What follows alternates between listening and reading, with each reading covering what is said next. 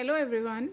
सो अभी resolution of vectors पढ़ने से पहले सबसे पहले हम यूनिट वेक्टर्स का कॉन्सेप्ट पढ़ने वाले हैं। तो बेसिकली यूनिट वेक्टर्स ऐसे वेक्टर होते हैं जिनका मैग्नीट्यूड यूनिटी यानी 1 होता है।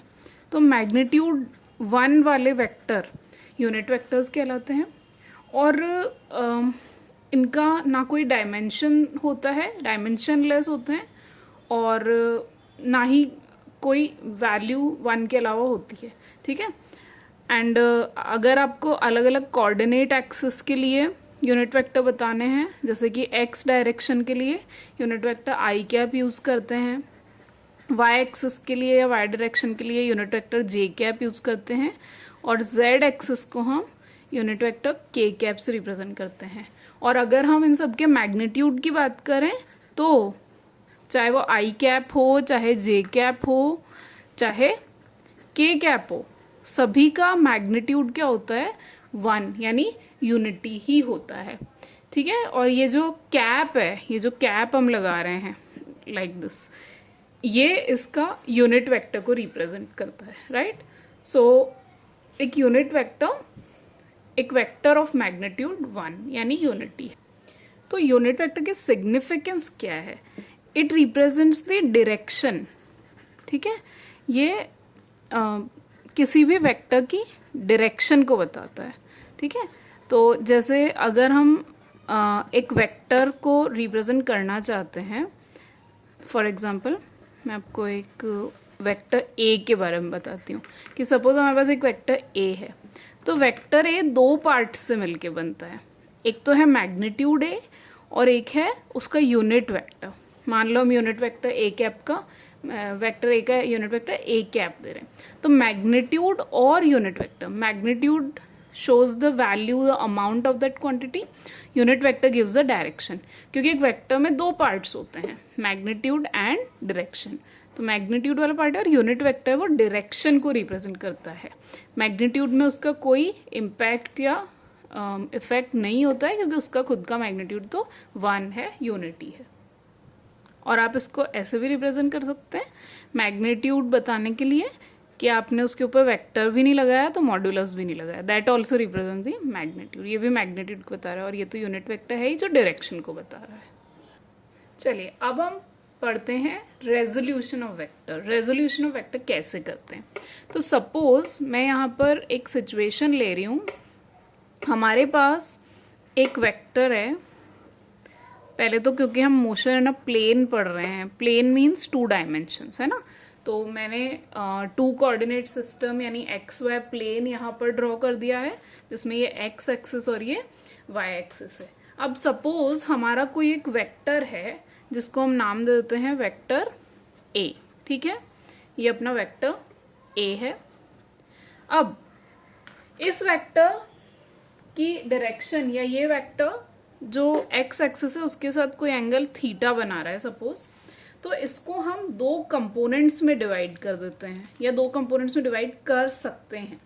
और इसी प्रोसेस को हम रेजोल्यूशन कहते हैं कि जब हम वेक्टर को कंपोनेंट्स में डिवाइड कर देते हैं।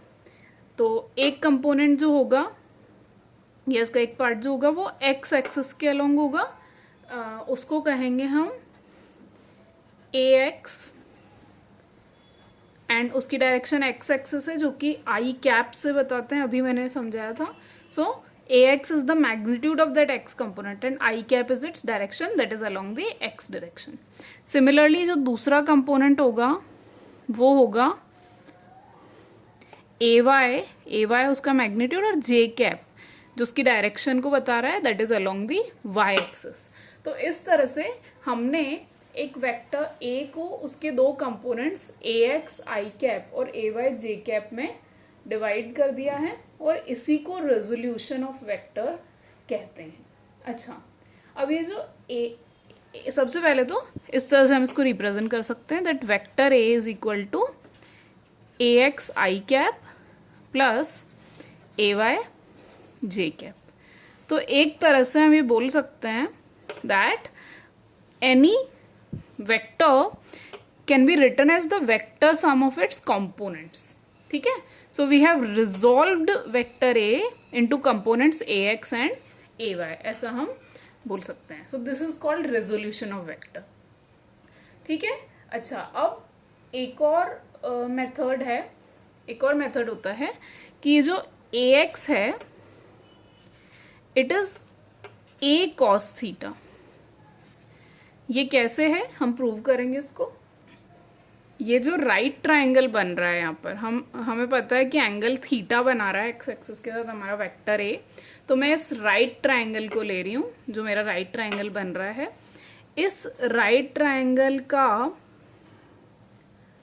बेस जो है, ये एंगल थीटा है, बेस ए एक्स है और परपेंडिकुलर वो ए वाई के बराबर है. आप देख सकते हो, मतलब this and this are equal in length, so इसको हम ए वाई लिख सकते हैं. और इसका जो हाइपोटीनियस है वो हमारा वेक्टर ए के मैग्नीट्यूड के बराबर है, हाइपोटीनियस की लेंथ. तो इस तरह से हमारे पास एक राइट ट्रायंगल मिल रहा है. अब इस राइट ट्रायंगल से हम ट्रिग्नोमेट्री यूज करेंगे. तो हमें पता है कॉस थीटा क्या होता है. कॉस थीटा होता है बेस अपॉन हाइपोटीनियस. और यहाँ बेस कितना है, बेस है ए एक्स और हाइपोटीनियस है ए. तो कॉस थीटा हो जाएगा आपके पास ए एक्स अपॉन ए. तो इससे हमें क्या मिलता है, A X is equal to A cos theta. Similarly अगर हम साइन थीटा की वैल्यू निकालते हैं यहाँ पर, इसी तरह से आप साइन थीटा भी निकाल सकते हो. साइन थीटा होता है परपेंडिकुलर अपॉन हाइपोटीनियस. ठीक है. तो यहाँ इस डायग्राम में परपेंडिकुलर क्या है, ए वाई, और हाइपोटीनियस तो ए ही है. तो हम साइन थीटा को लिख सकते हैं ए वाई अपॉन ए, राइट. तो इससे हमें क्या मिलेगा, जो y कंपोनेंट है वो a साइन थीटा के बराबर है. A Y is equal to A sine theta. तो A X is equal to A cos theta, A Y is equal to A sine theta. हमेशा ये आप यूज कर सकते हो रूल या एक्सप्रेशन कि जो x कंपोनेंट होगा थीटा एंगल पे जो कंपोनेंट होगा, मतलब आपके गिवन वेक्टर से थीटा एंगल पे जो कंपोनेंट होगा वो कॉस कंपोनेंट कहलाता है, ए कॉस थीटा. और जो उसके परपेंडिकुलर, कॉस कंपोनेंट के परपेंडिकुलर होता है वो ए साइन थीटा कहलाता है. और यूजुअली एक्स कंपोनेंट को कॉस कंपोनेंट लिया जाता है और वाई कंपोनेंट को साइन कंपोनेंट ले लिया जाता है. तो अब हम क्या करते हैं, इक्वेशन 1 और 2 को स्क्वायर करके ऐड कर देते हैं. तो स्क्वायर किया A x square plus A Y square, ये हो गया एल एच एस. और आर एच एस में आएगा ए कॉस थीटा का स्क्वायर होता है ए स्क्वायर कॉस स्क्वायर थीटा, और ए साइन थीटा का स्क्वायर होता है ए square sine square theta, right. तो अभी ए स्क्वायर कॉमन आ रहा है इन दोनों में, तो मैं कॉमन ले लेती हूँ. A square cos square theta plus sine square theta, यहाँ साइन स्क्वायर थीटा आएगा प्लस साइन स्क्वायर थीटा, और cos square theta plus sine square theta होता है 1.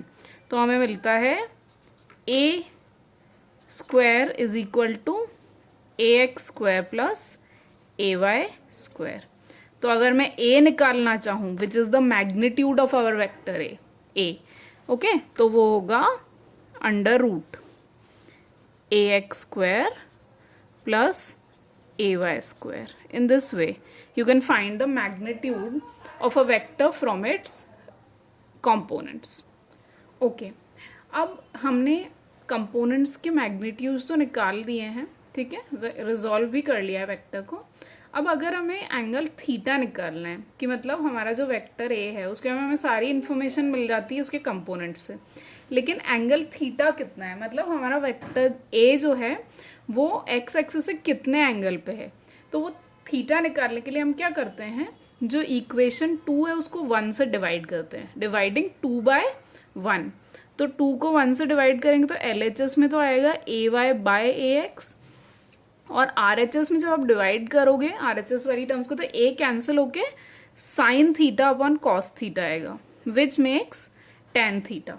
तो हमारे पास टेन थीटा क्या आता है, A Y bye A x, right.